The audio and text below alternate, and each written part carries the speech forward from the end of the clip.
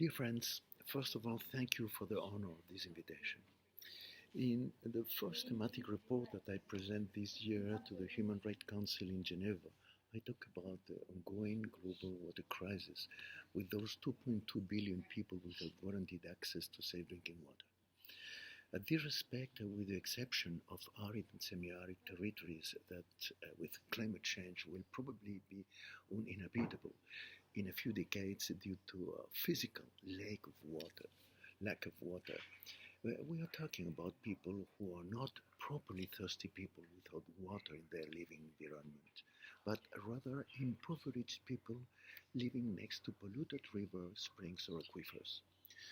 To meet this challenge, we need first of all to make peace with our rivers, and on the other hand, we need to prioritize water for life over other uses.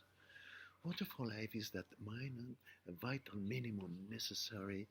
to guarantee drinking water and sanitation for a dignified life, as well as the water that communities need to produce and guarantee their sufficiency and food sovereignty, and even the water needed for rivers to be living rivers, guaranteeing many communities the fish that make up their protein diet. As you probably know, the two thematic reports that I will prepare and present in 2022 to the Human Rights Council in Geneva and to the UN General Assembly in New York will focus on the human rights to safe drinking water and sanitation in indigenous peoples and impoverished rural communities. In a world in which pressures to commodify all kinds of goods and values are growing, it is essential, in my view, to ask ourselves whether the logic of the market is the right one to face the great challenges of environmental sustainability, justice, and equity that we must confront in the 21st century. In my view, the market is not the right tool to address these kind of challenges and to manage the ethical and democratic values at stake that underpin human rights. In this line, I consider that the policies of privatization, commodification, and financialization of water, on the basis of considering it as a simple economic good, far from combating the global water crisis in the world, make the most vulnerable even more vulnerable, transforming the 2.2 billion impoverished people without access to safe drinking water today into 2.2 billion poor customers who cannot and will not be able to pay for water and sanitation. As a professor of economics at the university, I often remind my students of the Spanish song that says,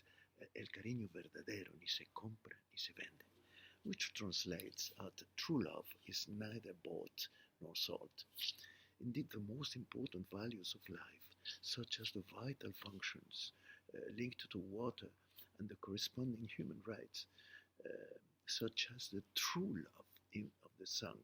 should neither be bought nor sold. The market is not the right tool. In this context, the indigenous peoples, from the ancestral cosmovisions that they keep alive,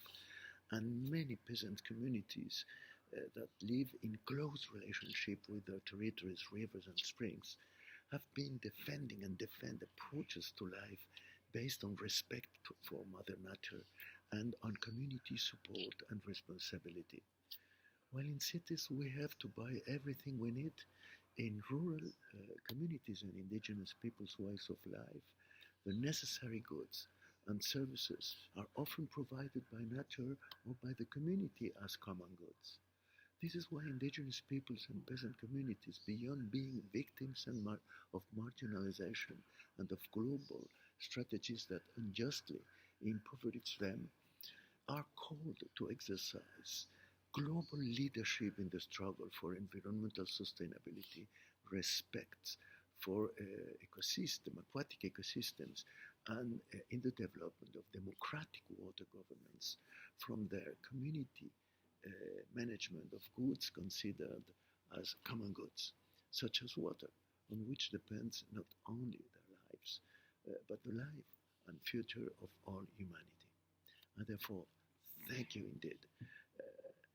and ask for your collaboration in the preparation of the two thematic reports that they will present in the 2022 in Geneva and New York. Thank you. Thank you very much.